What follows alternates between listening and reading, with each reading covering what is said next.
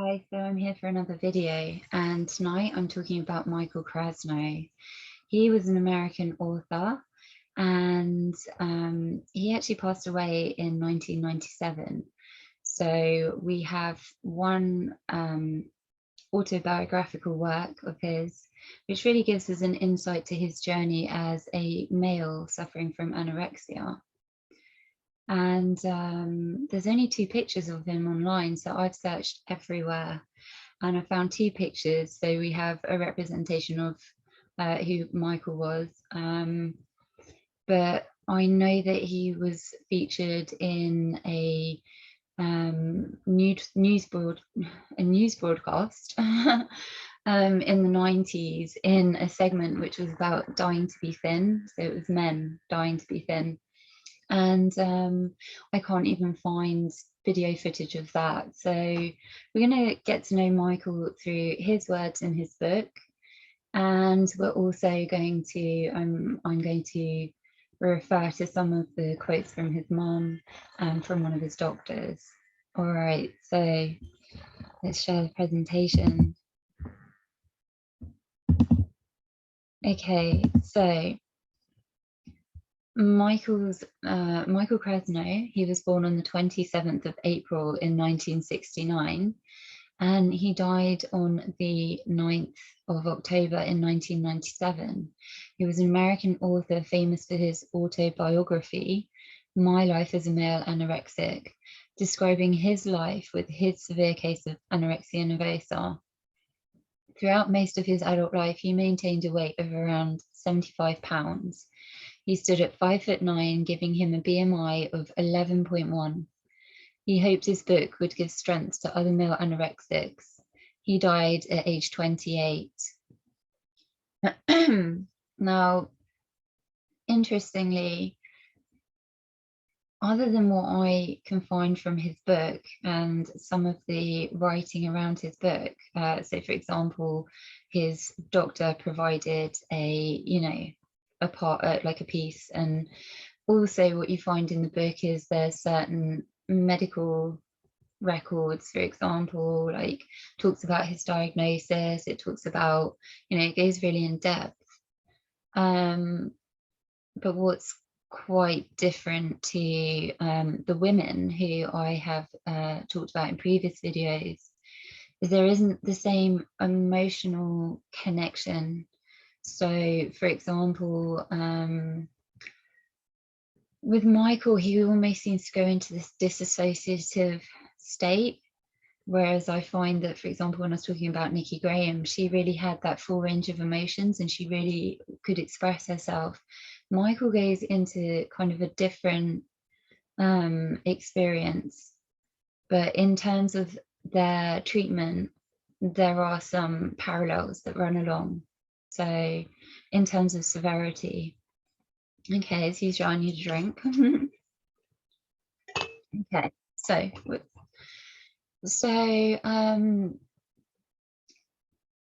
think we'll move on. So let's have a look at a picture of Michael. This was in his book.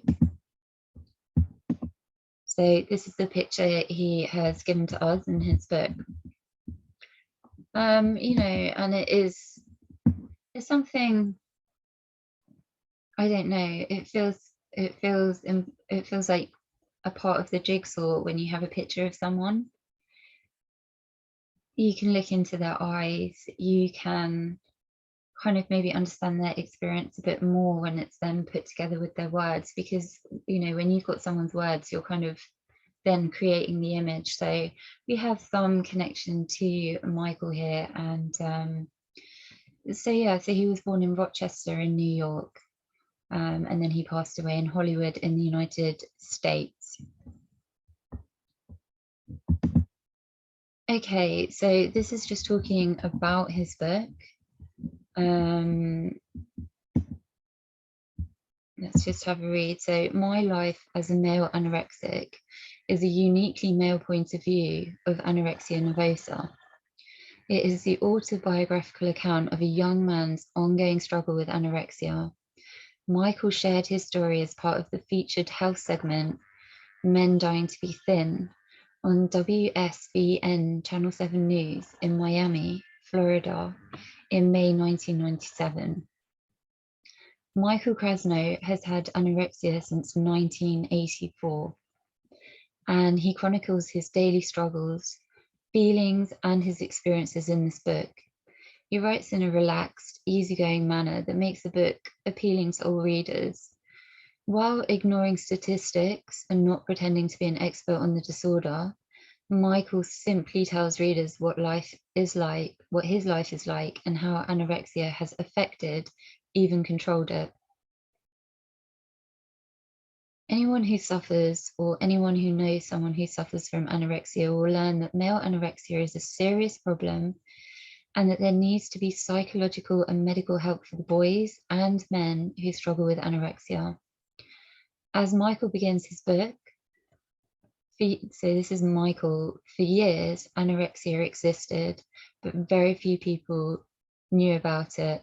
Women who suffered from it did not realize they were not alone.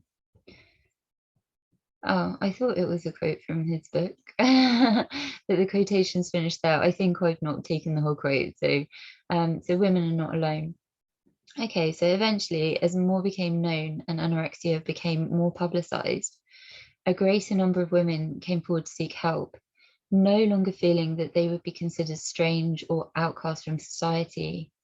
Maybe with the publication of this book, more men with the problem will realize that they are not alone either, and that they do not suffer from a woman's disease. They can come forward without worrying about embarrassment. Michael's story will baffle, frustrate, sadden, and irritate readers. My life as a male anorexic begins to shed light on the little known or discussed problem of male anorexia nervosa. So I think, you know, in this particular, in the time in the 90s when this book, you know, was when Michael wrote this book, absolutely, I'm not aware that we were talking about male anorexia at that. I mean, I was a child. When I was in the 90s, I was literally a child, so I wasn't talking about it.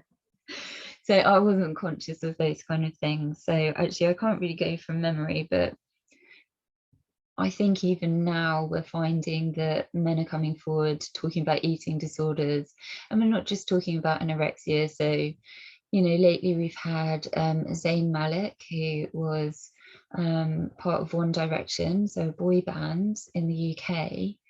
He was suffering from an eating disorder, in the sense that I think for him, this is kind of the way he said it, that he was working really hard, he was really stressed out, he had so much going on. And so skipping a meal, not eating, didn't mean anything to, it didn't have this great effect to him. He's just like, it doesn't matter. And I think that obviously over time it started to take its toll, and he obviously came to the realization that all this work and actually not thinking about himself and thinking about the energy he needs to be able to do this kind of schedule, it caught up with him. And so, you know, he started to, you know, he wrote about it in his book, a bit about, you know, how that affected him. We've had, I believe it's Jimin from BTS, so that's a K-pop boy band. He himself has struggled with, he's actually been open about talking about, you know, eating disorders. And I think that's really important. I actually got really emotional when he did that. I felt really like I started to cry, because this was probably a year or so ago. And I myself was never talking about this aspect of it. You know, I didn't talk about it at all. So I used to watch Nikki Graham and different people who I thought were really inspiring because of what they were doing, but that wasn't my campaign, you know what I mean? And it still isn't. I have PTSD, but I think it's like when I started to see people like Jimin, and I thought, wow, that's such a massive private thing, and he's opened up about it, it actually made me be a bit more self-reflexive and say, you know what, there is things that I should probably talk about, and there is things I should bring to the therapy room, which, you know, sometimes people around you have skewed views as well. So you say to them, oh, you know, I haven't been eating, or oh, I've been missing meals, and they go, oh yeah, me too. Or they go, oh, but you look really good, you look really slim. And that's like a really kind of disordered answer to give to someone, you know, like, oh, what, you know, you're not eating properly, well, don't worry, you look good in your jeans, you know, that kind of stuff. And it's like, okay, and you're almost wanting someone to say what you're doing is wrong. It's not that you want them to stop you, but it's almost like you want them to say, no, you're right, this isn't good. But depending on who you talk to, some people are like, oh yeah, well, do you know what I do? I don't eat anything for, you know, and it's just like, what where's the sense gone, you know? So even if you have disordered thinking, sometimes you step outside of it and you do kind of want someone to say, I can see what's going on and I'm there for you. So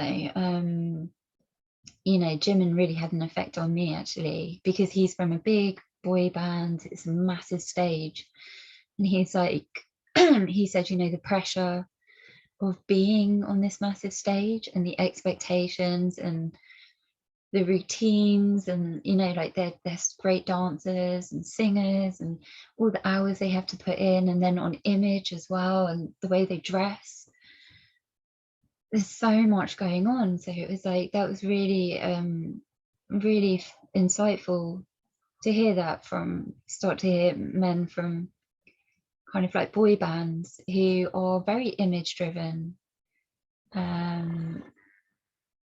speaking up. And so I think that it's really, now we're starting to hear some of the guys kind of getting together and saying, right, we're going to talk about it, and we're not going to be horrible to each other about it, we're not going to shame each other.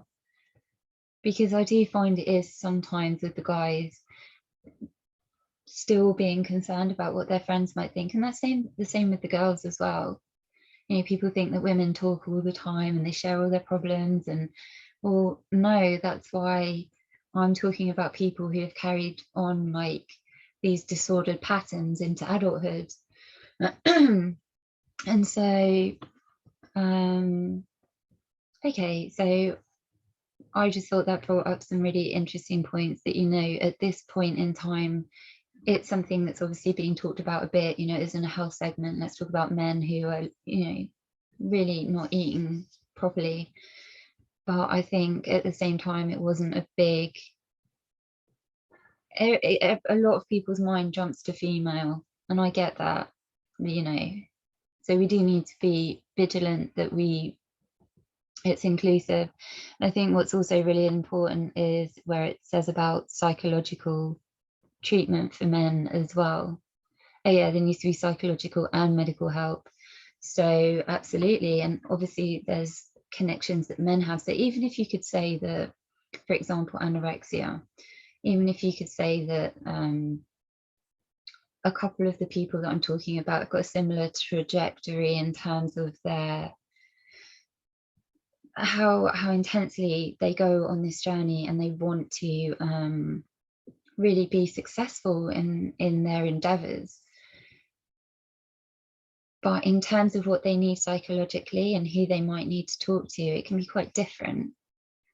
And even knowing it all seems to boil down to self-image and looking at oneself and saying, I'm not satisfied, there's still things that maybe a young man or a boy or an older man would gain from speaking to a male therapist. Maybe they might prefer to speak to a female therapist. It really depends, but I think that we really need to make sure we're using those therapists out there. You know, they need to earn their money, so make sure you're using your services. Okay, so this is in Michael's words. So this is from, oh, he fell over there. That was funny. It would have been if I had knocked over the bookcase. Okay, so this is from My Life as Male Anorexic. Who knows? maybe as a result of this book, I'll end up on television. Perhaps you just saw me on a talk show and that's why you're reading this book. The more publicity I can get, the better. Each book that is sold will make that many more people aware of the serious problem of male anorexia. And the more people that know, the more demand there will be to help those with this problem. Almost all books and articles about anorexia deal with females. I think that's a fair representation for sure. However, since this book is about a male anorexic, namely myself, I will use masculine pronouns throughout the book. And on this occasion, I completely support it. So absolutely, let's talk in masculine because, we really need to. So, so much for preliminaries. It is time to tell you about myself. I guess the most logical way of doing this is to start at the beginning. Okay, so this is Michael's drive. And I think it's really interesting because we're going to look at maybe how he's almost got this maybe disassociation going on, or kind of not feeling almost. It will make more sense, I think, as we go further on. But he's very clear in his mind why he's writing this book. And it's not that he wants to be on TV because he wants to gain fame or this is a career path. I think there's something in this introduction that it's already about other men. It's not really about me anymore. Like, this is what my journey, this is kind of where I'm at, this is where I'm going. Like, I don't think anyone's going to kind of stop me, but in terms of me just really trying to alert other men and other boys, please don't do what I do. Don't read what I've written and copy it, because Nikki Graham, for example, with her books, and certainly Michael here, they're not writing a handbook for you. They're trying to tell you the reality, and it's scary and it's painful. They're not writing a handbook for you to say, right, here's the formula. What they do to themselves is so extreme, and it's absolutely, they don't want you to do it. They're only telling you what they've done because even they've kind of got that perspective that it's so extreme, but it's kind of where they're at. Okay, so he's got a clear motivation here. Okay, so this is Michael. Okay, so this is kind of trying to think about where he became kind of body conscious, where it kind of started to manifest, if at least manifest. At my bar mitzvah and other parties, I was reluctant to dance. I felt fat when someone's hands were around my waist.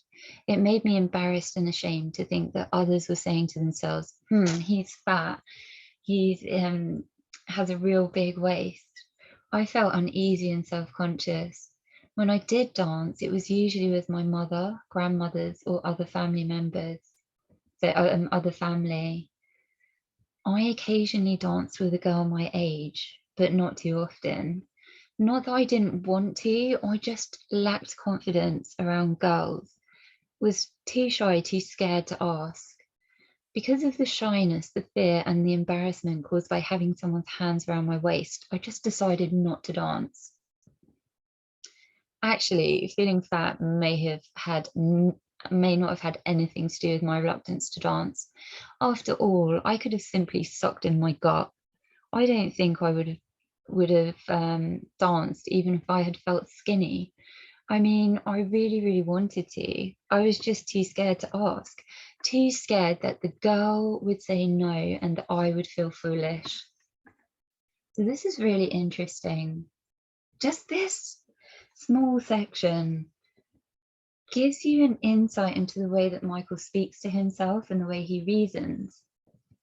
So I feel like he's giving us an insight here, and it is hard to say, oh, I felt fat and stuff, because the first thing that people do when you say, I feel fat or I feel body conscious, is they look straight at your body and make a comment. And whether it's, no, you're not fat, or, which really doesn't resonate with someone when they've got their own kind of mind made up about you know, their body and their body image. You know, when you just go, you don't look fat, you're amazing, they're like, yeah, you're my mom, yeah, you're my friend, yeah, well, you're just being nice, yeah, well, you don't see what I see, you know. So it's a bit different. So the fact that he's opening up here and saying, you know, this is how I felt, and I felt like, I don't want people touching me, they're going to find out the secret that I'm actually fat. Obviously he didn't mind with family because there's no stakes in it, is there? You know, your mum's, I shouldn't say that, but I'm saying your family would hopefully not look at your weight and criticize you or whatever. You know, to an extent we can feel quite comfortable with our families. If they do say something, it's generally because, you know, they're not thinking, or because they've got their own relationship with the body, which might be problematic, you know. But what's interesting here is he's like, you know, occasionally I dance, and, you know, he was too scared to talk to girls. Now, that whole thing about fearing, you know, rejection and stuff, we all feel that for different reasons, especially when we're approaching someone that we might be attracted to. All of a sudden you become very self-conscious. What are they going to see? What have I missed? What haven't I taken care of? You know, so, but then very quickly he's like, actually, I don't care about dancing. You know, I probably wouldn't have liked it anyway. You know, I don't want these girls to make a fool of me. So whatever. And I just feel like I'm, you know, just getting his insight into his kind of defiant nature. Instead of him saying, you know, oh, I couldn't do it, and I feel really sad about that. Instead, he's like, well, I didn't want it anyway, so whatever. So I think that's quite interesting. I wonder how his defiance will continue through the book. So, you know. Okay, so this is a really interesting one. I think it speaks to quite a few people. Okay, this is Michael's works from My Life as a Male Anorexic. Standing in that locker room, I saw the other men around me as being fat. In other words, I felt fat. But my disillusionment was not limited to myself. Okay, so there is some kind of self-awareness here. Most anorexics will see other people as being thin. I'm different. I also view other people as being fat, even if they aren't. If someone says that so-and-so is thin, I will frequently think otherwise. I say this as an interesting observation because it suggests that somehow my feelings of being fat don't stem from some personal issue. If they did, then I'd think others were skinny, but from some kind of so it doesn't stem from that, it stems from some kind of misconception as to what skinny or fat really is. I'm merely suggesting that I may have an overly strict definition of what it means to be thin.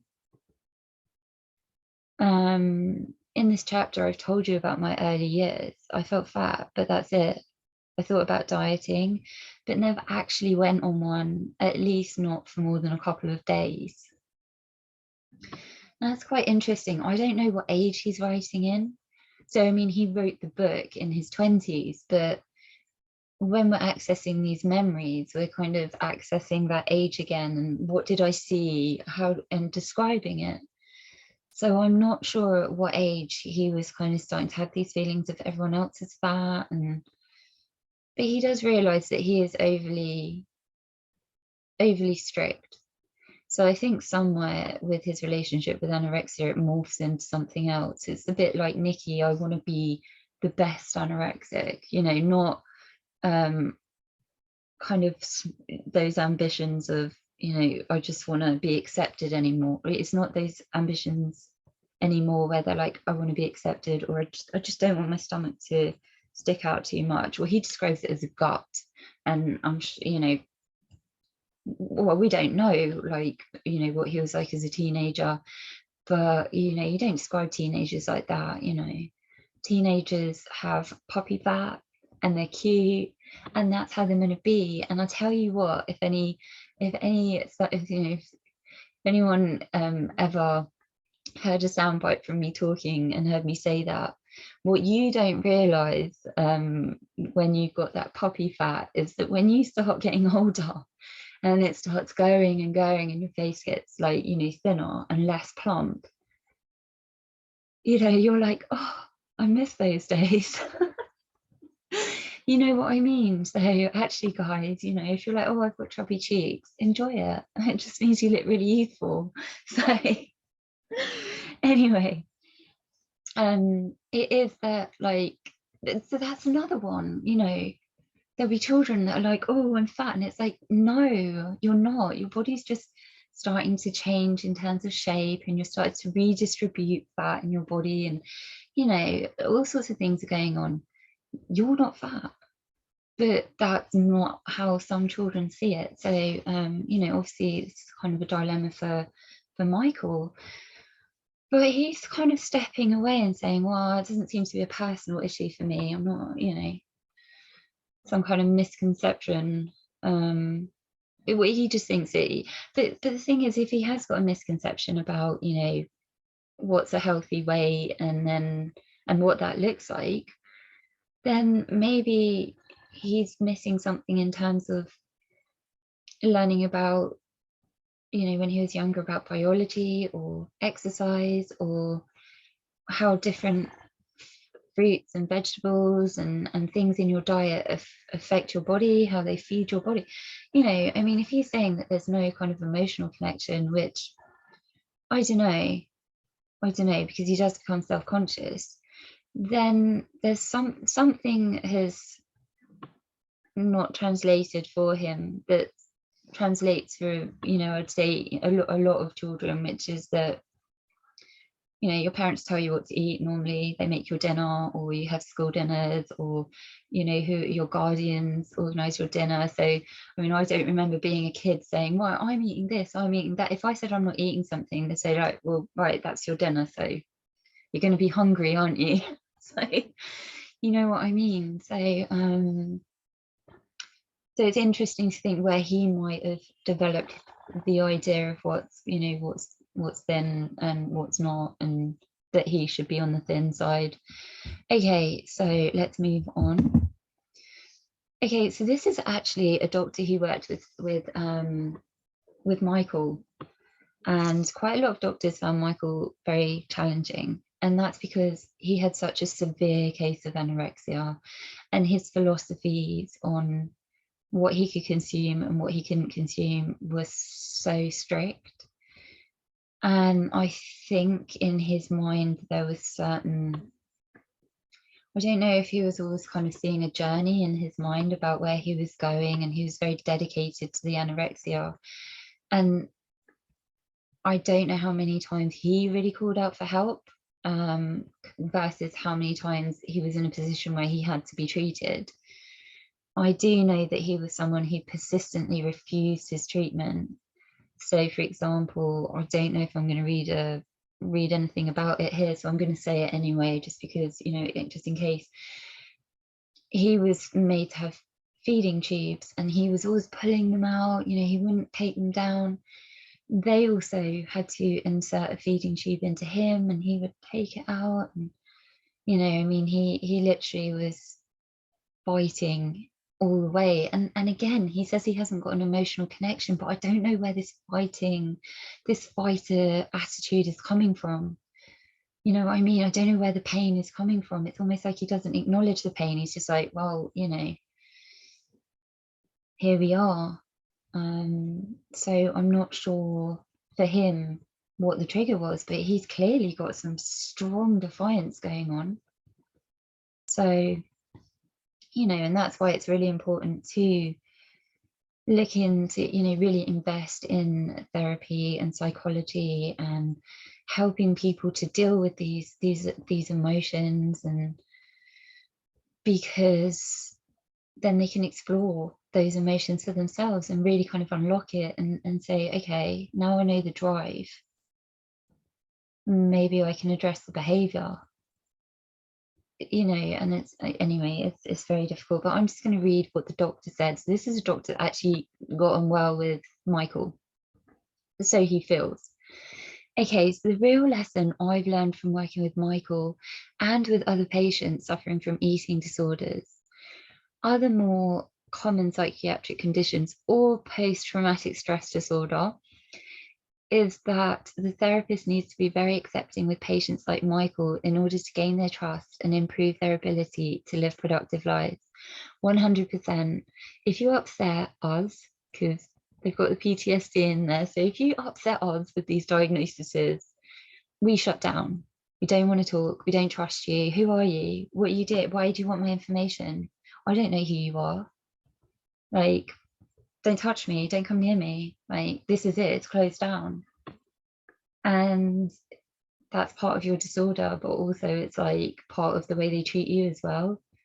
You know, and certain therapists and psychologists are happy to just send you on the merry-go-round with treatment. I will try this. If it doesn't work, we'll try another one. And it's like, yeah, this is my life.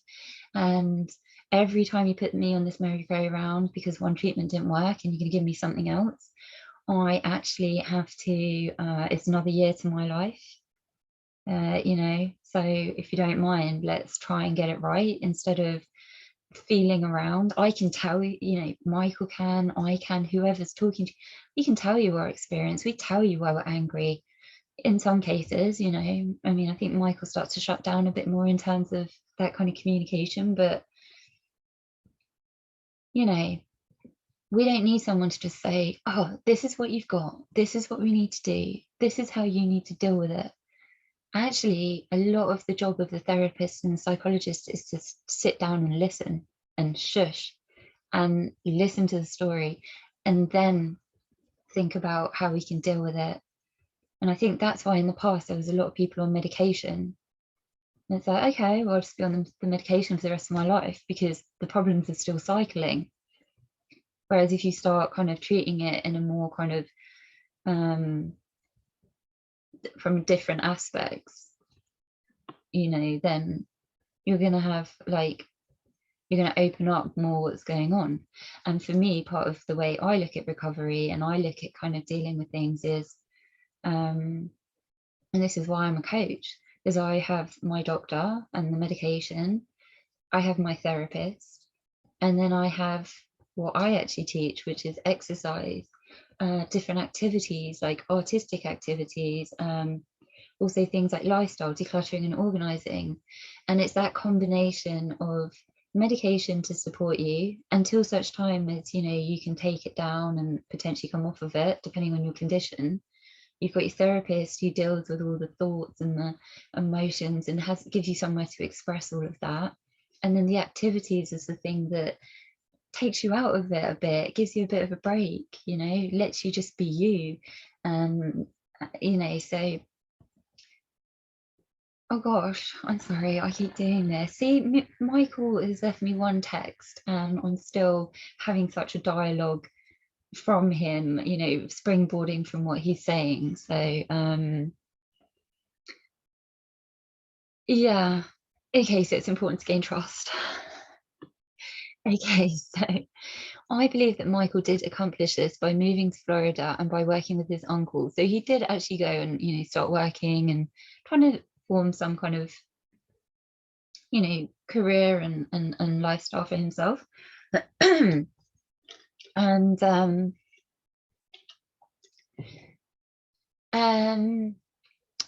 that he has taken another significant step forward by writing this book and by then working diligently to find a publisher. I am glad that he has the opportunity to write this book and to see it published. Hopefully this will give him some new opportunities to express himself and possibly to improve his physical condition, as well as to cope better with his problem with self-starvation and all of its meanings to him. So this is his Dr. Stephen R. It might be Weiner, I think, because he's in America. So whereas if he was European, I'd probably think it was Wiener, but he's in America, so I'm gonna say Wiener. Oh, stop it. Okay, so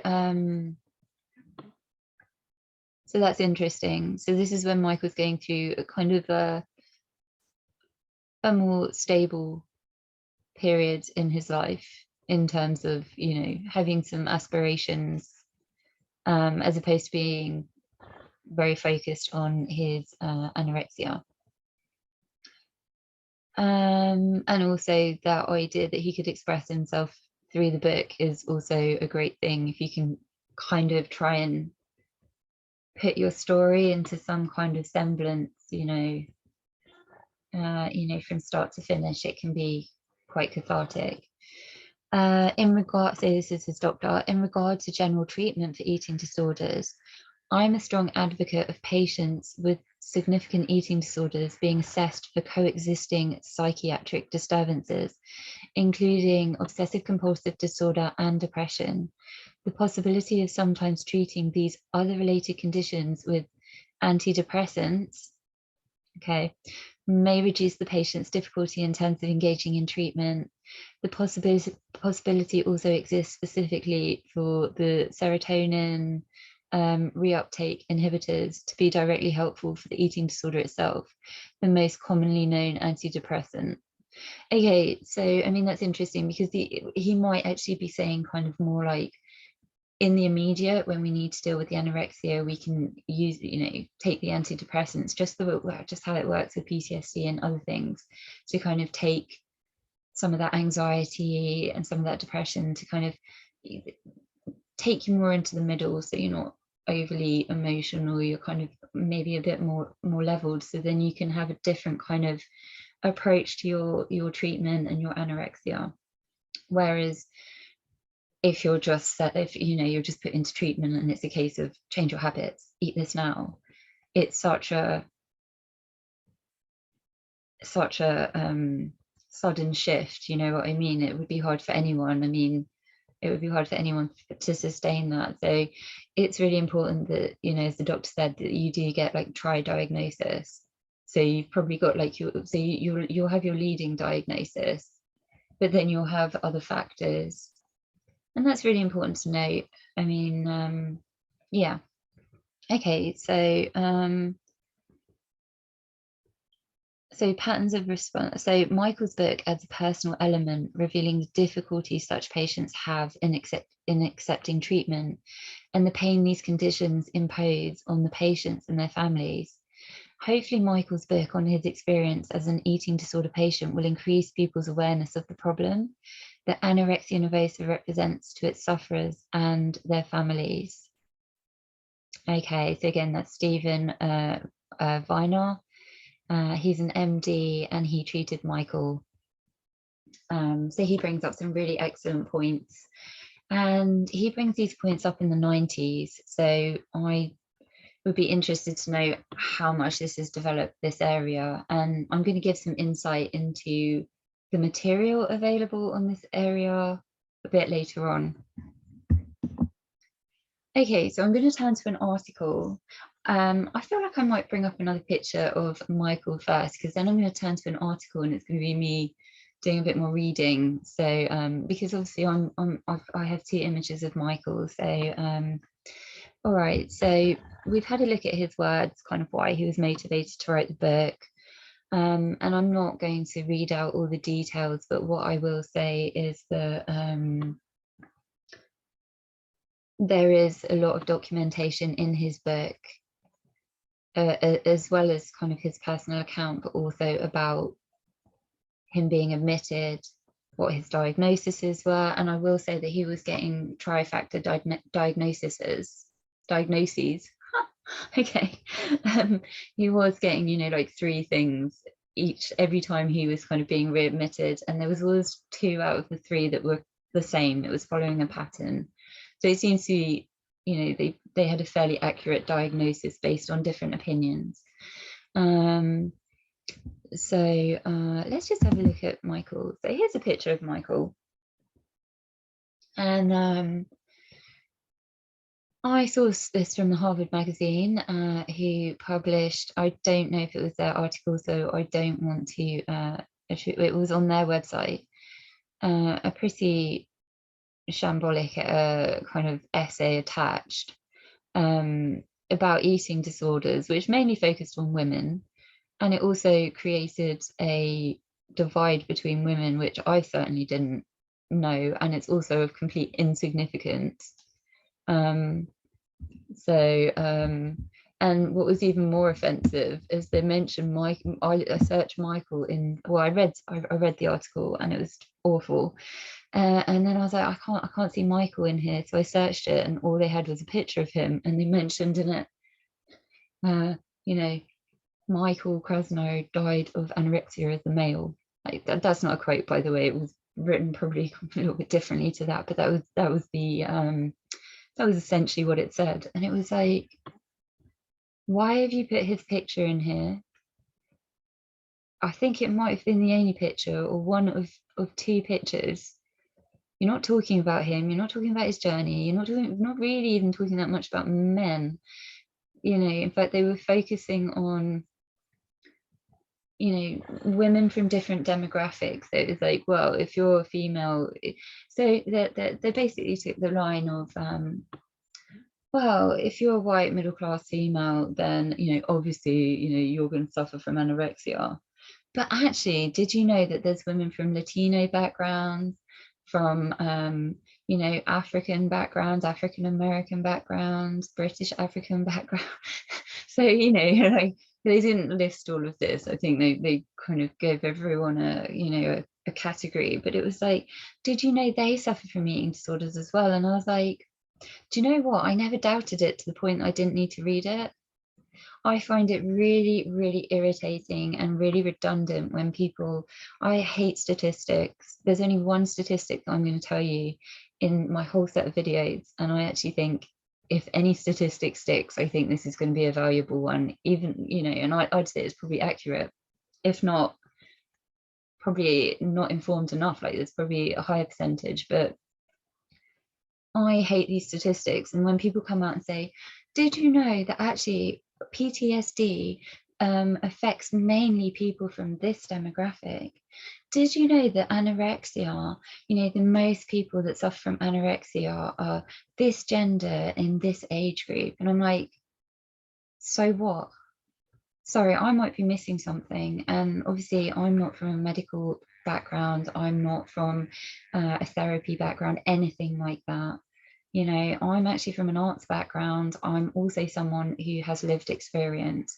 And that's why I really connect with writers and I connect with artists, because that was my profession, to interpret work, to display work, to write about it. So, you know, I'm not the therapist going, oh, do you know what, guys? No, not at all. That's probably why you'll see some of my responses about treatment. But I don't. So as someone with the condition, so you say to me, right, did you know that PTSD, the demographic who suffer from it the most of this demographic is like, you know, like this community of people? And I'm like, so what? I don't give a like damn. I'm trying not to swear, guys. I'm trying not to like pull it out, but I'm really restraining here. I'm like, what does that mean to me? It's not going to change the fact that I've got it. Just because I'm not in your statistic, just because I'm not in your, you know, and I don't know how big your survey was. I don't know when it was conducted. I don't know who you spoke to. It doesn't represent me because I'm an individual, and I think that everyone who has a disorder is an individual with an individual connection. So, you know, when you try and lump us in and say, well, 27% of these people who have PTSD, blah, blah, blah, you know, 40% of these people who suffer from anorexia, blah, blah, blah. It's just like, that is literally based on your research. That's not based on world facts. That's not based on like UK wide facts or, you know, whatever. That's based on, you know, and you could say, well, we got this research from, you know, the public health service. It's like, yeah, but people don't use the public health service. In fact, for me, private treatment has been the way the whole way. I've got nothing for free. I'm still going round in circles on this merry-go-round with public services, and have been for like the last probably about 7 months now. So don't talk to me about public services. You know what I mean? They're not the be all and end all. People go, oh, just call this one, just do this, it'll be fine. It's like, yeah, and then you're on a year's waiting list and then you don't get what you need. Like, are you serious? I need help now. So I just think cutting people into demographics, cutting them into percentages, and trying to, you know, categorize is just so unhelpful. And if it makes for a good medical journal, that's fine. But to someone with a diagnosis, it means absolutely nothing. So, you know, okay, so I'm just going to read this quote and just like, you know, chill out. Okay, so you see, I'm not trying to discourage anyone, or this is Michael. It was not part of the article. I put this here. You see, I'm not trying to discourage anyone or to suggest that there is no hope. When I say I don't believe doctors are helpful, this is just my opinion. There are a lot of good doctors out there and many people have benefited from them. Please understand there is hope, you can get better. Couldn't agree more, just had a rant, but you know what? My therapist, who I have been with for years, excellent, you know, got me to such a great place. Michael as well, you know, I'm sure he connected with some people along the way. And even if he didn't, you know, he's not saying, he wants people to get help. He wants you to have hope. He does not want to say, you know, that's the reason why he's written this book. He's just trying to be honest about his experience, because I think then we can have a dialogue about how we can improve these services, what people's experiences are of these services. And we want to encourage people to come forward and give their opinion, you know, and it doesn't have to be really like, wow, it's awful. It has to, you have to take a bit of emotion out and kind of think of it, you know, what really happened, you know. And I think when I do that, I realise I'm still on the merry-go-round. So, you know, just be warned. We need more funding in mental health for people with mental illness, which covers anorexia, which covers PTSD, post-traumatic stress disorder, which covers some of the dissociative disorders. And even with PTSD, you can go through highs of like emotion, and you can also go into complete like disassociation, you know. So actually it's not a case of, oh, I'm happy, I'm angry. It can also be, right, I'm completely shut off, don't compute, you know. So that's again why it's important to talk about, because there is a range, you know. It's not statistics says this. Anyway, I need to move on because otherwise I'm going to be like on repeat.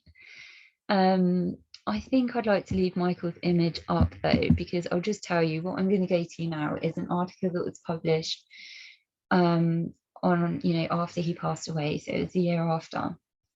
I'm not going to read the whole article because it was 29 pages when I took a copy. So I'm just going to read a bit about his mum's kind of what happened from her perspective. And in the article, there was quite an interesting quote, and it tells us why the article is called what it is. So the article is called "The Hunger Artist" by Bob Norman, and it was in the Broward Palm Beach. So South Florida's independent local news. So it's the New Times. Okay, I just need to move a bit. All right, so I've been propping this book up for the whole video, and now I've just decided it's not possible anymore. I don't know why I've been doing that. Okay, so let me just read this quote. In 1922, Franz Kafka wrote a story called A Hunger Artist, about a fasting performer who starves himself to death in a cage at a circus.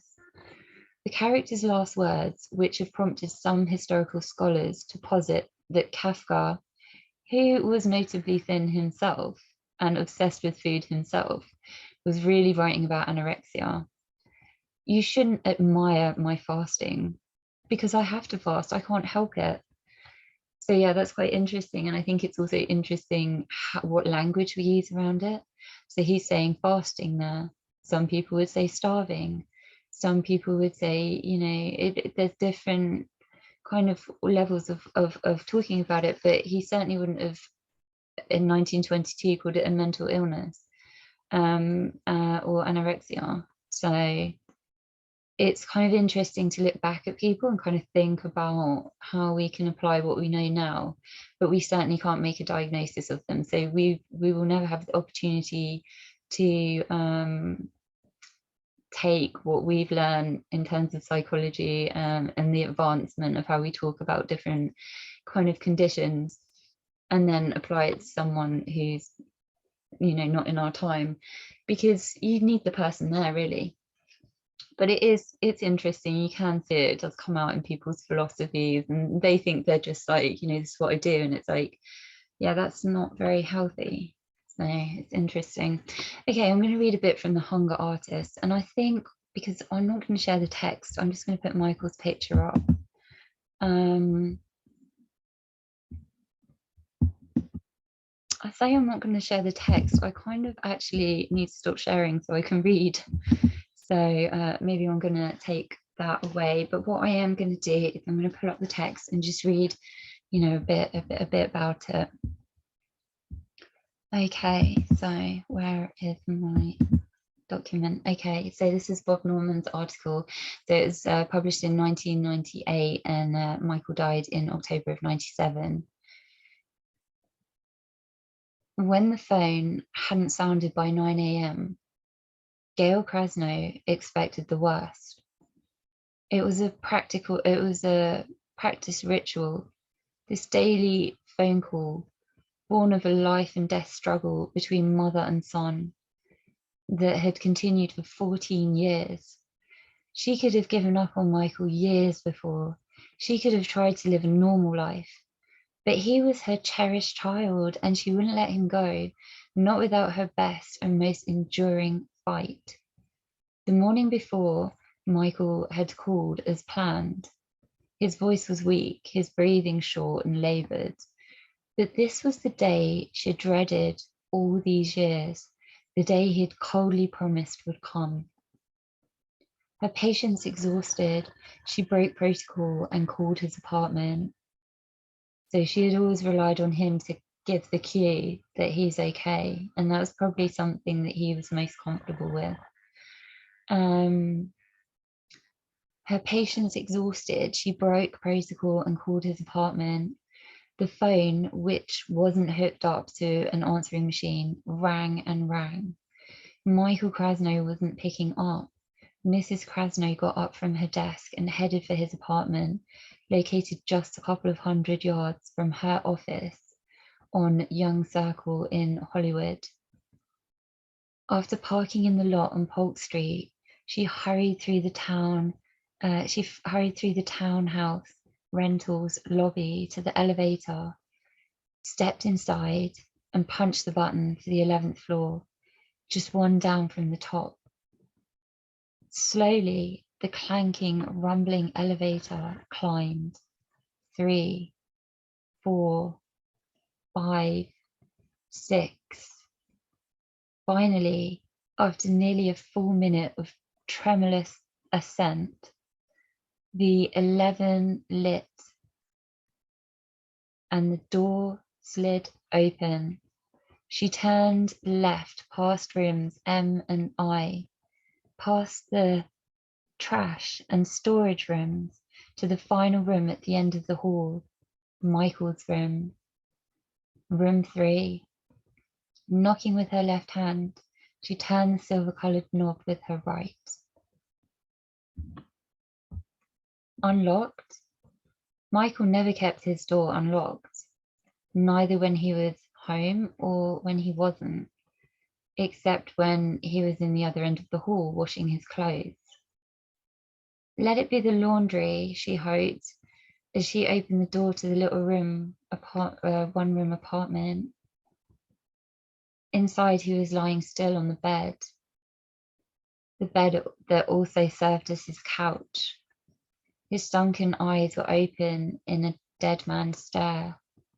His skin was stretched even more tightly than usual on his skeletal face. "Oh no," the mother cried. Mrs. Krasnow, widowed 8 years before, put her hand on her son's stick-like withered arm. It was cold, not too cold, but cold enough. There could be no mistake. He'd won. After all those years of fighting doctors, fighting her, fighting his own bodily instincts, and failing to get better, he finally achieved his fatal starvation. 28 years old, Michael Krasnow, final weight, as documented by the Broward County Medical Examiner's Office was £64. He was 5'10". The natural assumption by strangers when they saw him was that he was suffering from AIDS. He wasn't. Krasnow himself, not a virus, was at the controls of this suffering. His disease, though, was no less mysterious than HIV. His ailment was just as baffling as any microscopic ravager. He was anorexic, anorexia nervosa, a disorder originating in the mind and manifesting itself in bones protruding from the skin. Okay, so this is our first insight to his mother's his mother found him, unfortunately. She found him. He was at home, so he passed away at home in his bed. And yeah, I mean, she could really see the stark reality of it. There was no mistaking for her.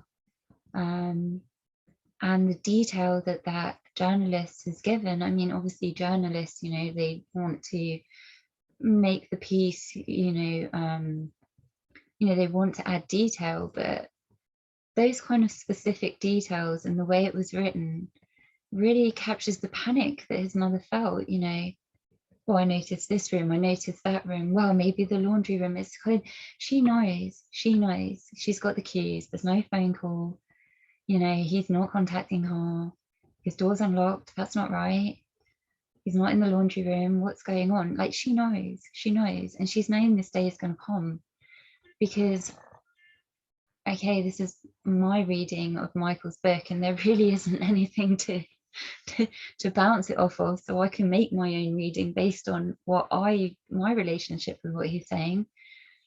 I think that was his letter to someone, to other people, to say, don't do what I do. There was no intention of him surviving. I don't think there was ever any intention of him living to an old age. I just don't. I don't think that he wrote that book as part of his therapy. I don't think that he wrote it with, any intention to kind of find out what those emotions could have been. I think he's just like, well, this is it. This is how I am. It's unfortunate. You know what? I'm just going to totally log out now. But I one thing I do recognize is the way I've lived my life. It's been so demanding on me in terms of energy, everything. And it's ravaged my body. I am going to let other guys know, like, don't do this. Don't do it. Even in his most disordered thinking, in that quote that I read, he's like, please, after everything I've said, everything I've complained about, everything I hated, everything I refused, forget all that, keep your hope. And that is what he said, and that's what he wants to communicate. And that's what's interesting. We have to look at disordered thinking as, I don't know what that was. Oh, I think it's my bracelet. I've just got quite a few things on the table in front of me. And I started an avalanche. But I think the point is, when you look at disordered thinking, it's really interesting. It's really insightful. I think so, because it gives you, when you see someone kind of, like me, when the sound, I'm like, oh, and you're like, what's that about? That's not regular body language. You just knocked something over. What's the problem? So when I open up about my dialogue with hypersensitivity and how that affects me, it's like, oh, okay, that makes sense why you would do that. It's not normal, it's not what most people would do. But you doing it makes sense based on what you've told me and based on how it affects you. Like, it has some kind of logic to it. But it's still disordered. And I think when you have that awareness and you're trying to seek treatment, you can kind of acknowledge it. But when you don't want to seek treatment and you're in a position where if people don't help you, we're at critical stage, that's a really, what do? Do you just let the person carry on, or do you force them into treatment and hope they thank you for it later, or not even thank you, but at least find their fighting will to live? What do? Do you just abandon them? I mean, Michael's mom, she's like, this is my kid. I didn't abandon him. He's, I mean, by all intents and purposes, it's been a nightmare. She's lived his nightmare with him. She doesn't want to abandon him. It's still her child, you know, and he hasn't done anything wrong in the sense of he's not intentionally trying to hurt these people around him, you know, friends, family. He's not trying to, it's like it's kind of like he wants to be this, but at the same time he doesn't. And it's that cruel twist that you have with the eating disorder. You know what I mean? Like, you want parts of it, but you don't want the other parts. And you can't do that. You can't say, well, I want to be really thin, but I also want to function like really well and do whatever I want. Because it's like, well, no, if you want to be really thin and you choose to limit your, you know, your intake of food and water and things like that, there's other things that are dependent on that. It's not just, you know, your body fat, it's also your organs and other functioning that goes on in the body. So it's kind of like, you know, it's like, I suppose it's almost like when people say, like, you know, there's people who refuse to get old and who are like, I don't want to be old, I don't see myself as getting older. And I don't think it's useful to say I'm old, because ultimately we really don't spend a lot of time on this earth compared to how long the earth's been around. And, you know, so you know, I always find it strange, because then I think, well, as you're getting older, you're going to get even more freaked out. Right? If you kind of accept what's going on to an extent and you say, you know, this is me maturing into my life, it's a bit different to people who get really obsessed about trying to put the brakes on it. And the problem with it is you may want to put the brakes on it and you may decide to do something about that in terms of cosmetically, for example, or, you know, something you're involved in. But the problem is the brakes aren't really stopping, and there's other aspects of your life that might be creating that self-consciousness for you. And if you're not dealing with them and you're just focusing on fixing the face, or I'm just thinking that because, you know, you see there's a lot of people talking at the moment who I think it's incredible. They're in their 20s and they're like, right, I'm taking my fillers out now. I'm not going to put fillers in my lips and stuff. And I'm like, why the hell are you doing that at 20? Why are you doing that in the first place? Like, I can't believe at 20 that that's something someone will want to do. And we're talking boys and girls, we're talking men and women. This is not just a female thing. You know, I think, you know, there is quite you know, there's quite I think as certain cosmetic surgeries are becoming more wide known and practiced, younger people are like, wow, it's just how it is, you know, because they haven't been in a time where it just wasn't like that. So they're not like, well, I'm going to wait and wait and wait until I need some work. That you not need work, but you know what I mean. You know what I mean? Like, it'd give me a bit of a boost, a bit of a confidence boost. If you're doing it when you're younger, you're probably cover. It's not about confidence boost. It's about covering up something that you're not happy about within yourself, and you're just too young to be worrying like that. So anyway, it doesn't mean anything to a young, like, you know, someone who's a teenager or whatever. They're like, yeah, shut up. Anyway, okay, I've just gone off on a tangent, you know. But again, Michael's really making me think. Okay, so that's really his mum's reaction. And I suppose I just want to kind of say, I don't want to talk about his habits or anything like that. It's not important, you know, to the dialogue, you know, we know that he was restrictive, and we know what the result of that was ultimately. So while doctors failed to save Krasnow, those close to him wonder if anything ever could really have helped him. Theodore E. Spielberg, one of the few doctors who ever gained Krasnow's respect, said the challenge in treating Krasnow was more than trying to get him to eat, it was trying to get him to feel.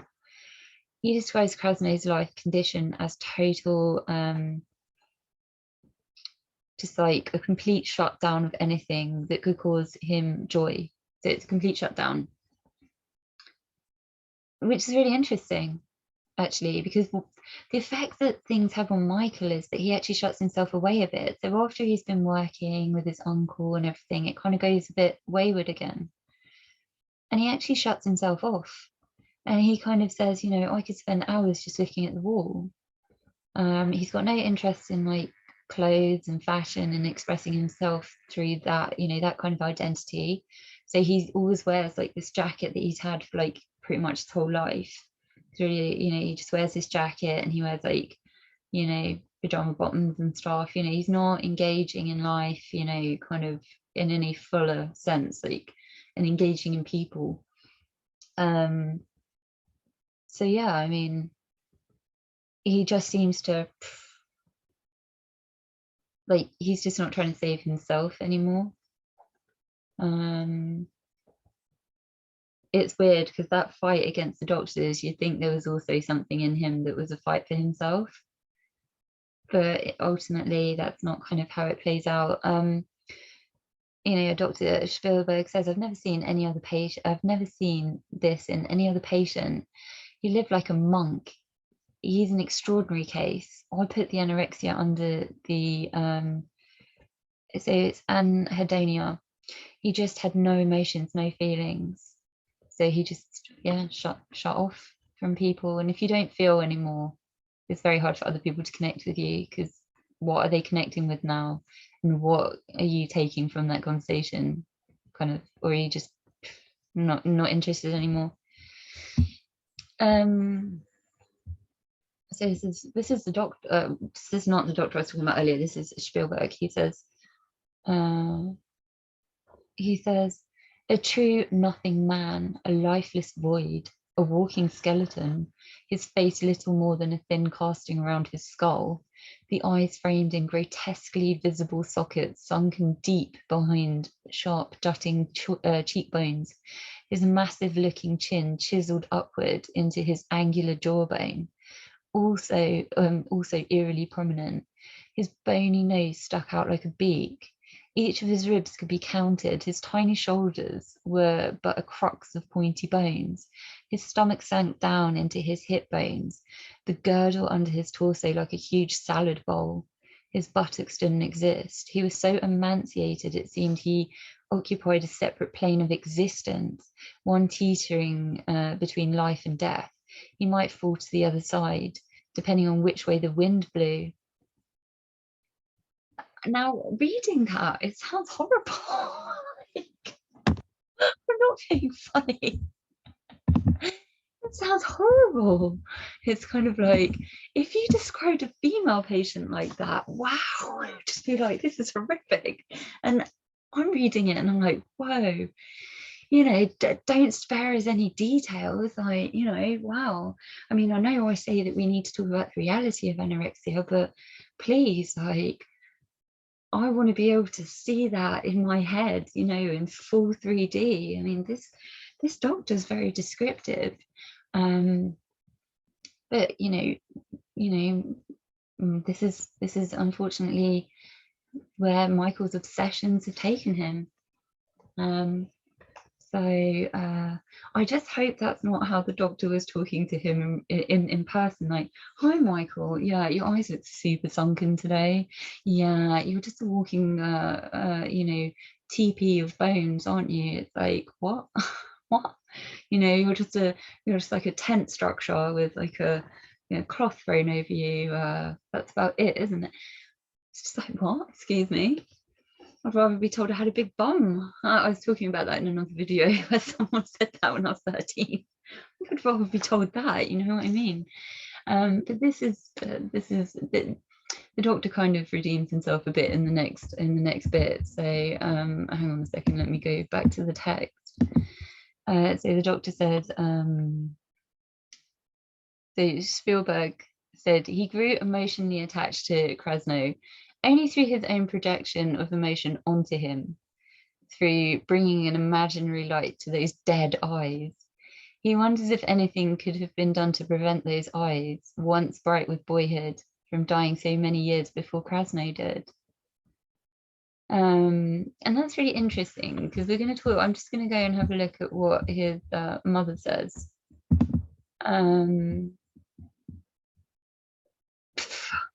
My own projection. It's like Michael he's not present anymore, you know what I mean? He's like just a body. And it's like, no, there's definitely someone in there.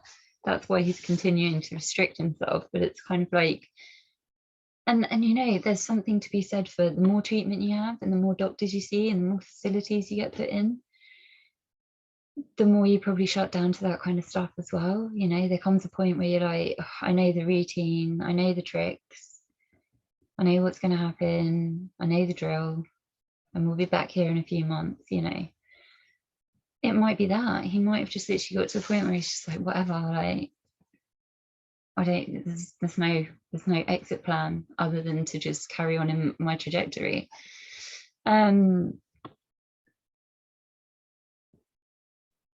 Okay, so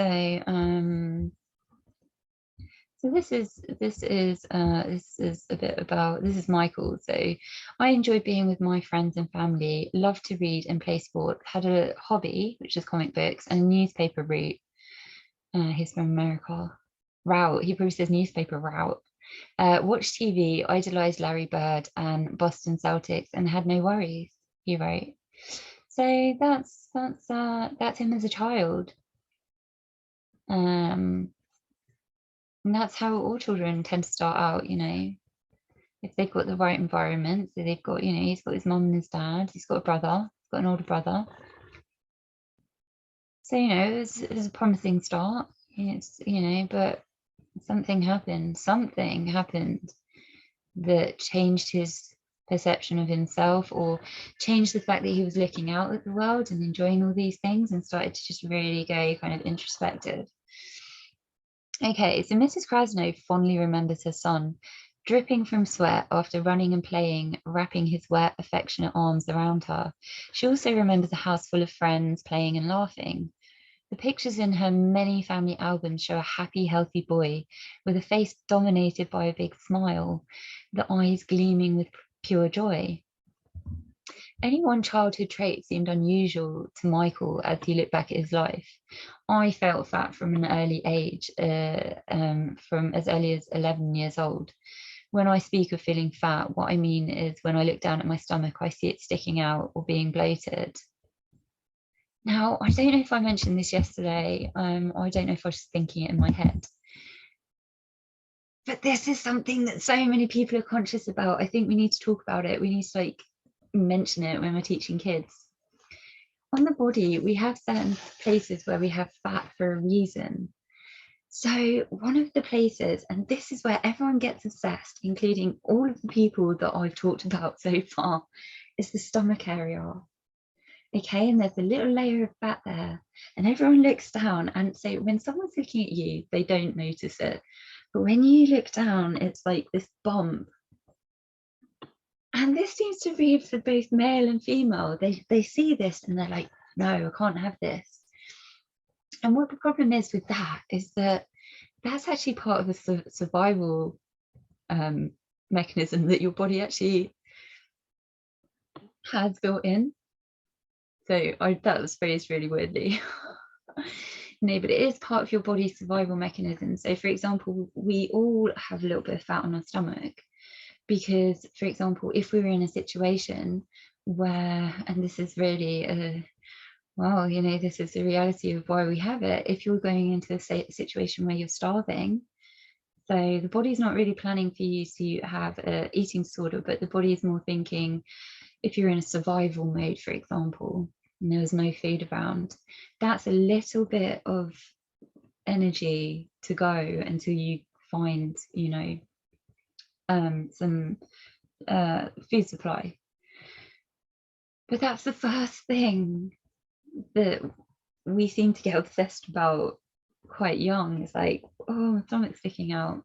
And it doesn't help. I mean, I'm part of the fitness industry now, and you know, these kind of workouts where it's like, yeah, tone your abs, get a beach body, blah blah blah. And I'm like, and that always involves like getting the lower abs done and everything. I don't teach that. That's not what I'm about at all. I'm all about body mind balance. And so I actually teach, and I'm quite open about it.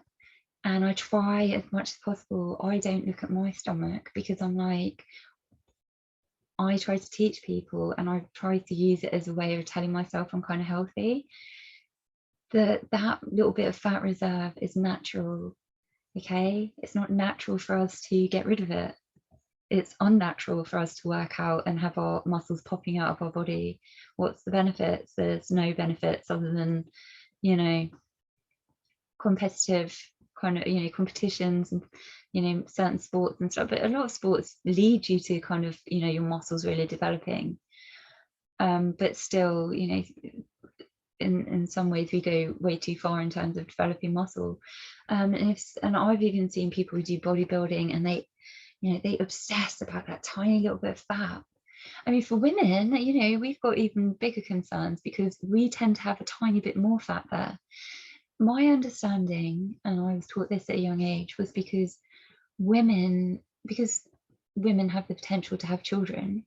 So if a woman decides to go on and have a child, and that's kind of her you know, what her life plan happens to be, that's how it works out for her. That again is that extra layer of protection for the child or the baby. It would be a baby. But you know, that extra layer of fat if you were to bump into something, or you know, it's meant to be there to look after us. It's meant to be there as just like a little protection thing. And yet we, in this day and age, and certainly as long as I can remember in the last, you know, in my lifetime, everyone's been so obsessed about getting rid of it.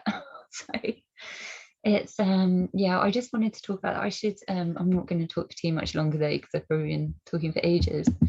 But you know, it's just that it's like, you know, his mum saying he was a happy boy, and he started looking at his stomach, and he, you know, it all went kind of changed from there. I'm just trying to see if there's anything else. She calls Michael her dream child, uncomplaining, highly affectionate, helpful in every way. He was modest, and he actually felt uncomfortable. He hated popularity in school, which he was very popular, and it made him feel uncomfortable. It was also, his family were fairly well off, and you know, his mum had like a really nice car, and if she had two cars, I think, yeah. And with her mother's car, it was a really nice car, and he was like, I don't want you to turn up at school and get me. I don't, you know, I don't want to be pointed out as one of the rich kids. And his doctor actually says this is probably a stage where we can kind of point towards him having this kind of monk-like attitude of living. Okay, so this is what his mum says. This is the kind of child he was.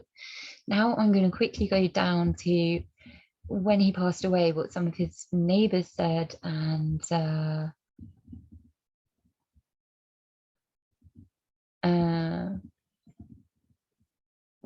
okay,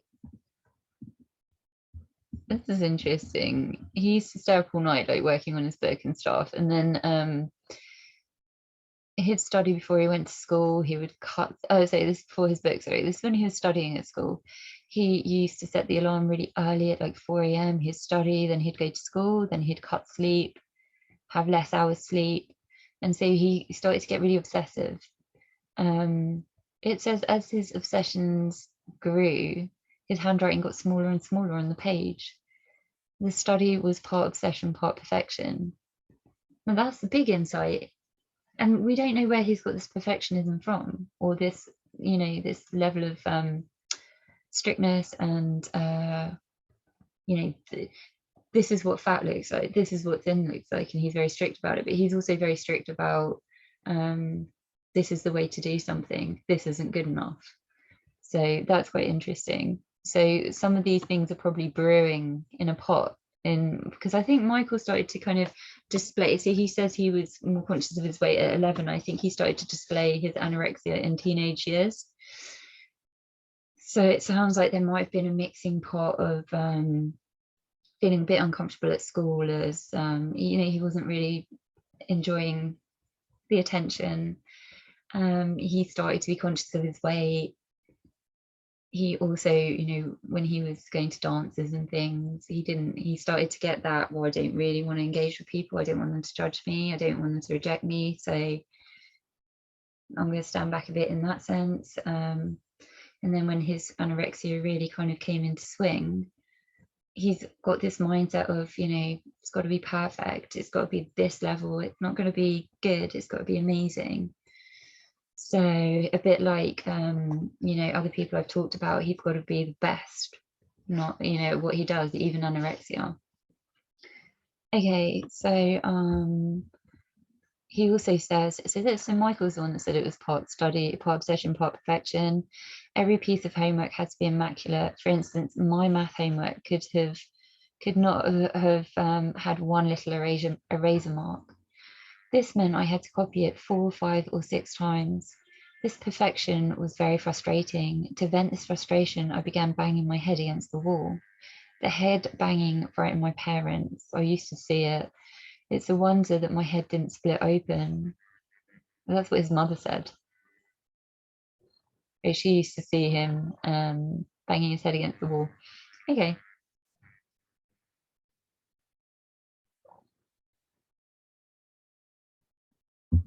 Okay, so I'm going to try and find where we talk about his where his neighbor gives some feedback. So this is the last thing I'll say before I find. So Krasnow,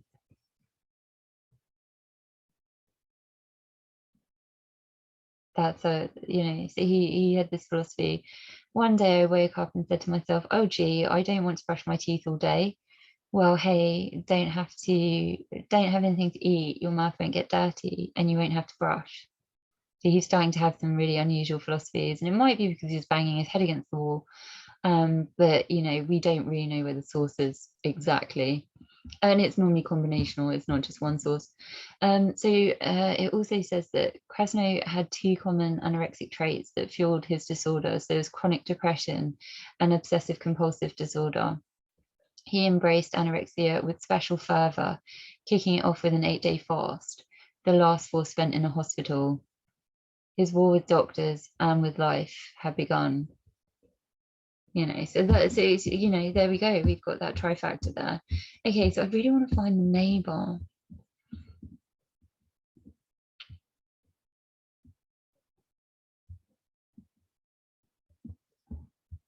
This is interesting, just before I go down. He says, when a first doctor told him he had symptoms of anorexia nervosa, Michael said, I automatically labeled myself an anorexic. That's what he wrote. It's hard to explain, but it almost seemed glamorous to me. I was special. The anorexia gave me an identity. Really interesting. Nikki says the same thing. So I haven't mentioned that in the presentation I did of Nikki Graham, because I'm going to look at it in a video where she's talking about it herself. But she makes this comment and the person who's interviewing her just brushes over it like it's nothing. I thought it was a really big point that they didn't even highlight. There's something when you're a kid, they're always trying to say to you when you're kids, you're all the same, wear your school uniform, everyone's the same, no one's different, we're all equals, we're all. And then there's something about when you have some kind of illness or condition, for some kids, certainly not for everyone. This is, you know, this is for Michael, and Nikki had this kind of, gave this insight as well. And I understand this too. It's like you've got something to say, you're like, well, actually, I am a bit different. Well, actually, I am going through something and you don't understand it and you don't know it. So it's my thing. And if you want to know about it, you're going to have to ask me. So there is almost like you're this authority on something, or that you've got something that other people don't understand. And when you're young, that's kind of like special. You know, we all like the idea of when we were kids, like when you brought something in for show and tell and you're like, look what I've got, and everyone's like, wow, wow, wow. You know, and it's not healthy to think like that, but you know, that can be how you feel sometimes about your disorder. Certainly not, I don't believe as an adult, but that's a childlike thing, you know. It's quite a young person's kind of response, although someone's an adult may still feel like that. Okay, I just want to find this neighbor because it's really interesting. So his mom's giving us that background of how, you know, he was a fun kid.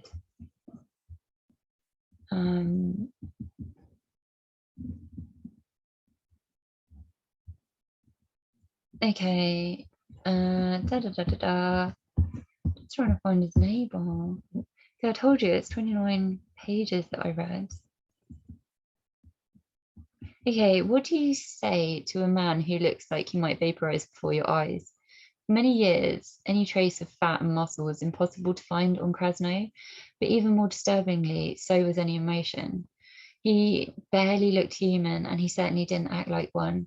One relative wouldn't like. There was one relative who wouldn't go to see him. What are we going to talk about? He'd say. Even his mother had problems talking to her son. She spent thousands of dollars and years of her life to help him. Some days he simply didn't even speak to her when she'd visit. Not a word, not even like, it was just silence. This is her mom. I had to rack my brains to come up with things to talk about, she said. All she wanted to get from her son was a reaction, a sign that he still had feelings. She never got it. The only emotions her son ever showed her in the last few years was occasional anger, usually when he didn't agree with what she said. When he had something to say, he would say it bluntly. When his mother would tell him she loved him, he'd calmly reply, "I believe you, if you didn't say it so much." Oh, okay, I need to finish that. "I'd believe you if you didn't say it so much," which is interesting. Maybe he just doesn't want to feel what that means when she says it. Maybe he just doesn't accept it. Maybe if he doesn't accept that she loves him, then he can carry on with what he's doing, and he can just shut down and ignore her and be rude. Maybe, at the end of the day, you can say to your parents, "Oh, stop interfering," but that's their job. If they're not interfering, then there's a problem. You know what I mean? If they don't know what you're up to, they don't know where you are, they don't know who your friends are, that's an issue. If they can see you're really suffering from something, but they don't know what it is and they haven't got a clue, that's a massive red flag, especially when you're a child and a teenager. So he's actually not even giving her that opportunity. He's just shutting down. And she's being a mother. She's like, "I'm going to tell you." She never knows when the last day is going to be. Neither of them do. And she's not shutting down. Her thinking's not shutting down. She's not in an illness where, she's having this really negative view or perception of things. So he's basically angry that she won't do what he says and she won't react in the way he wants. And while you can understand his frustration, you can very much understand her persistence. Okay, so while she struggled with what to say to him, she knew exactly what not to say: goodbye. She had been told by one of her son's psychiatrists that to utter that word to him might give him license to commit suicide. And he ran away a couple of times, and then his parents called the police, and there was a whole search going on, and he had gone off on a train, and then eventually he kind of phoned his parents, and then they realized they had a location, so the police went and collected him and brought him home. Happened another time, he ran away, and then his parents phoned the police again, and then he actually phoned them and said, "Can you come and pick me up?" And these are like the only two times he's really kind of asked for them to, where he's actually openly said, "Can you come and get me?" But he doesn't admit, he doesn't say anything to them. He doesn't say, "I'm sorry," or "This is how I felt," or "This is why I did it." He doesn't, I mean, if anything, he doesn't eat that whole time. And he said, "These were the best." This is what's actually quite insulting. This is how you could take it if you're a family member. He said, "That time when I was on the run for this like 5 days was the best time. I felt so free. I could just be myself." And, again, that's really kind of delusional, because he wasn't eating. He came back really, really in a critical position. He called his parents. So something changed in him, which meant that he gave up on this journey and turned back. I mean, he had just gone on a massive, he went across the country, like, and he was getting the train and stuff. Like, it wasn't like he was like down the road upset hoping someone would find him. Like, he went distance. And I think that there's after he's got this condition, I don't see, and it's hard because you've only got one book. Whoops, my blue light. You don't kind of see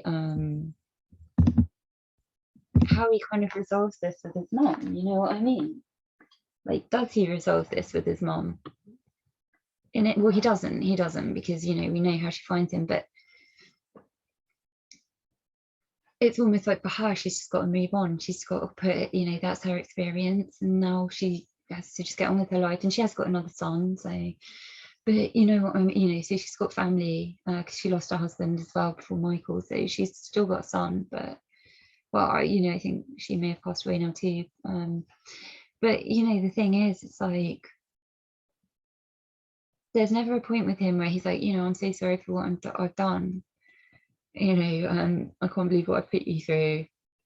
There, you know, and I'm not saying there wasn't. I don't know. It's not documented, but there's a hell of a lot of time where he's like, I'm shut down.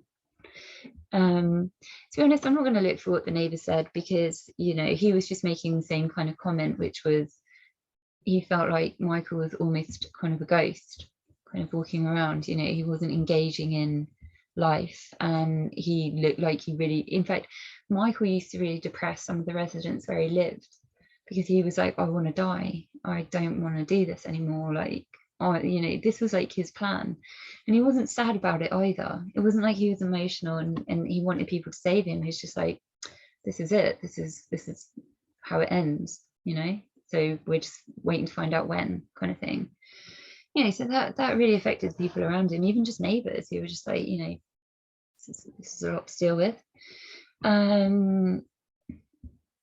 You know, the neighbor was like, I kind of felt relief for him in a way. It seemed to be what he wanted, and it's what he got, and you know, he really wasn't living. So right, I'm going to share with you the last kind of thing that I want to say, and then that's the there we go.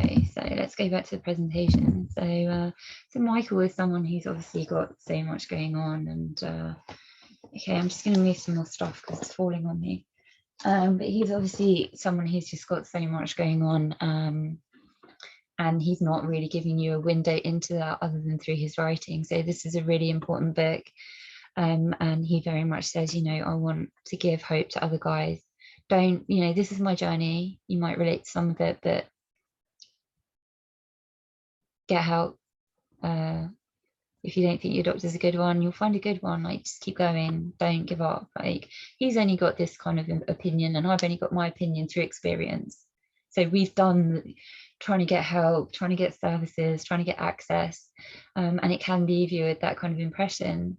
But you might find someone else who's like, yeah, no, I got the services, it was great, really recommend it. So never ever just listen to one person. Okay, so there's one last comment I want to make, and I think this is really interesting. And then that's it. That is, oh gosh, I'm so sorry, guys. I keep knocking over the light. It's because I've got to that point. I must have been talking for quite a while. I need to move. And I don't edit, so I'm not gonna, you know, so that this is the reality of how it is. Okay, so a review about Michael's book from 2014. I think the most useful contribution of the book is not that it's written by a male anorexic, but that the entire book was written with the author in starvation syndrome. It's a good sight into what it's like when someone's in starvation. No personality, no insight, no theory of mind, etc. Sad story. That's really interesting. You know, he might have his perspective, he might have this tone of writing which reflects where he's at. I mean, as I said, when I was looking at that those couple of, you know, that section at the beginning, he went very quickly from, oh, I don't do this, I feel nervous, to, well, I don't want it anyway, whatever, you know. So it's quite interesting to see his pattern of thinking. Then there's another one from Lil. So this is 2010. The starkness of this book, of the author's prose, will probably appeal to many, but I couldn't get behind it. The writing is very calm, unfeeling, and it's hard to sympathize with the author. Based on his writing, I don't think his underlying problems are ever addressed. Wrong kind of therapy, perhaps a lack of therapy, but neither does he seem to think that A, he has a problem in the first place. Not that that's unusual, but it makes it harder to get into this book, and that B, his actions were causing pain to everyone else. There's a lot of repetition of events and facts, and a lack of insight into the author's own actions and thoughts. I don't think he understood himself or his eating disorder well. I don't think he understood his eating disorder well enough at the time. of writing to provide a useful portrait. I think that's fair enough. I think that, with writers, they have different styles of writing, and it can be quite hard to get into some people's tone of, into their rhythm. And if you're kind of feeling that coldness and that dissociation, that might not be, maybe that you need to kind of, it's not the kind of style of writing, it's not that kind of person that, really speaks to you. For me, I take it as an indicator, just like the first person, that it's actually reflects back to his psyche and where he's at and how he feels about his condition. So, and also the fact that he's writing in this book, and he's got an easy manner. I mean, he's not talking to his mom. He's not talking in real life, particularly. He's very much shutting himself away and isolating and not taking part in life. So, I think that actually tells you something about the author, when you pick up that tone. So I was actually getting quite into it. The bits that I found a bit more hard to sit through were like all the psychiatric notes, because I don't really care about them. I want to know about the person, how they feel, what they think. Even if it is a representation of their disordered thinking, I think it's an interesting snapshot into their mind, which you can't get if they don't sit down and write that book. Also, that male perspective as well. I mean, it's so true. There isn't, enough male feedback on this area. And as I've said, I think it's growing. I think there's more men who are starting to speak. And I think the more the kind of men in the spotlight speak, the more that will reflect on men in general, giving that kind of that boost.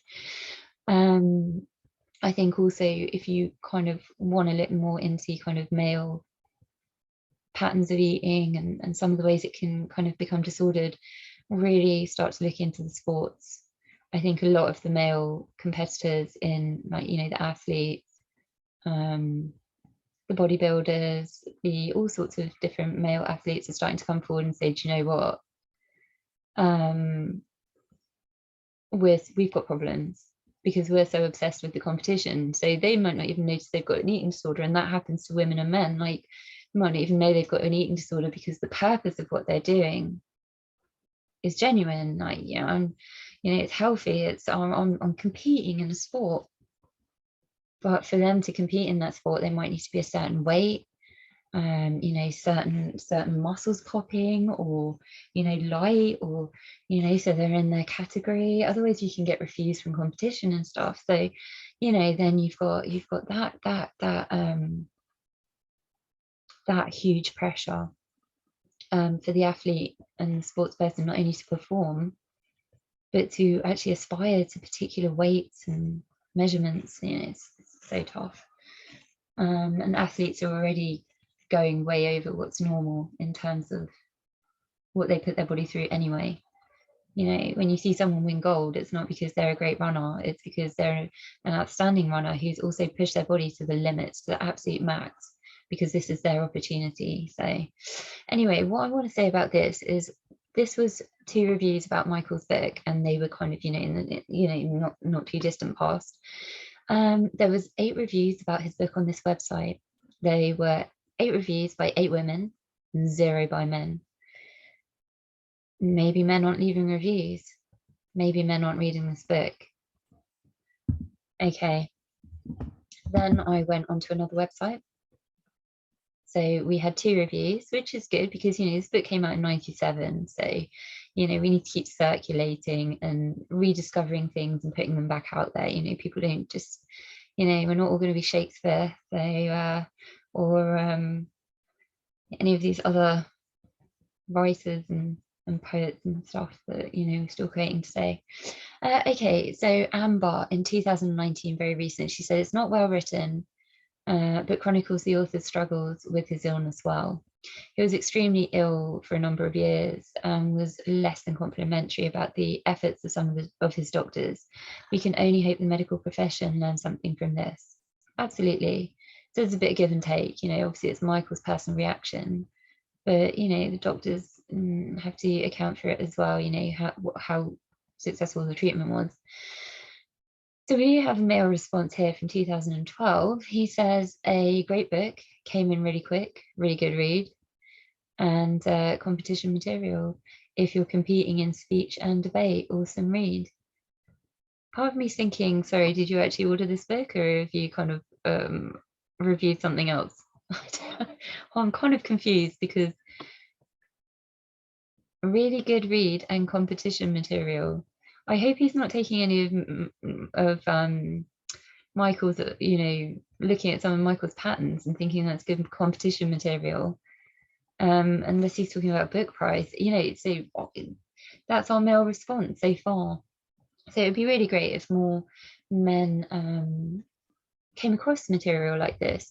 Now here's the very last slide, and I think this is really, really important. Look, I looked this up this evening at, well, it doesn't matter what time, and it says so I typed in books about male anorexia. We got Boys Get Anorexia Too, Coping with Male Eating Disorders.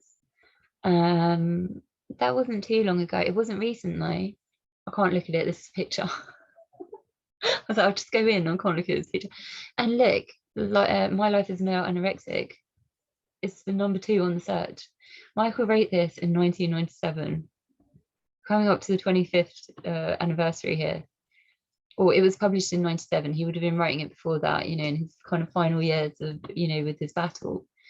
And in all that time, we've acquired one more book. So, and then the next thing that was further down, the next option was 11 of the top books on anorexia. It didn't mention men, it didn't say male. I didn't read it, so I'm not going to make assumptions, but actually I will. It's probably more orientated around female.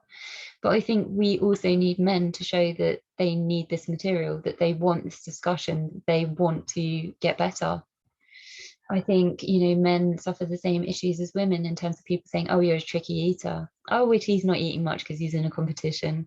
Oh, well, it's fine. He's a guy, whatever, No, you don't say that to women. You don't say it to men. You don't say it to children. You know what people in your life, what their patterns are. You know what feels right, what feels wrong. When you see a friend and you're like, oh, gosh, they're looking a bit, if you're a good friend, you should be able to say that to them in a nice, like not in an aggressive way, but just in a, I'm so shocked, but more of a, I'm noticing this. What are you thinking?